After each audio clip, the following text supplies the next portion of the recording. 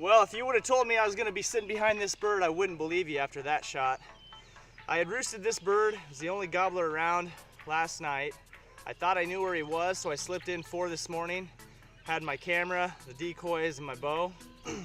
Started making a little makeshift blind, and right above me, a hen and what I think was the gobbler took off flying. So I'm like, well, my hunt's over. But I was hopeful that something else would work out of the timber and into this field, so I set up anyway. As soon as daylight broke, I heard him gobbling off in the trees, and sure enough, he was right over the hill and coming in. Well, he got to 60 yards and hit the brakes. After watching for like 10 minutes, I decided, well, enough's enough. He's in the wheelhouse, let's do it. Pulled the shot where it was just a little touch forward, and he took off walking. Shot again at 70 yards, trying to stick another one in him, and that didn't work. It just spooked him further. So I watched him disappear in the timber. I spent 30 minutes walking this creek bottom and through the timber and hoping to bust him or find him, and I didn't see anything. So I walked all the way to the end of the timber, and right on the blade of grass was soaked in bright red blood. Couldn't believe it. First off, I didn't think it was the turkey at all. I thought it was maybe a deer that I'd kicked out or something that had a wound, but I followed it anyway, and every 5 feet was just blood, blood, blood.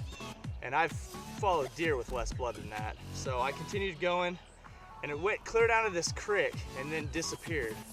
And so there was a brush pile beside me. I'm like, I bet I was following a wounded coon or something, but man, it was bleeding all over. I thought for sure if it was a turkey, it'd be dead. And then all of a sudden I noticed a speck of blood kind of going to my left. So I kept following it, and sure enough, I saw his back.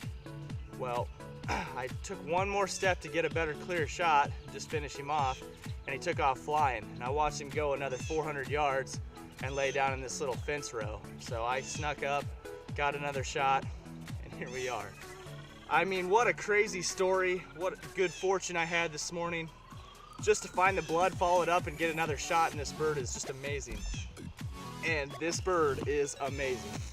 He has got solid 1.5 to 2 inch hooks.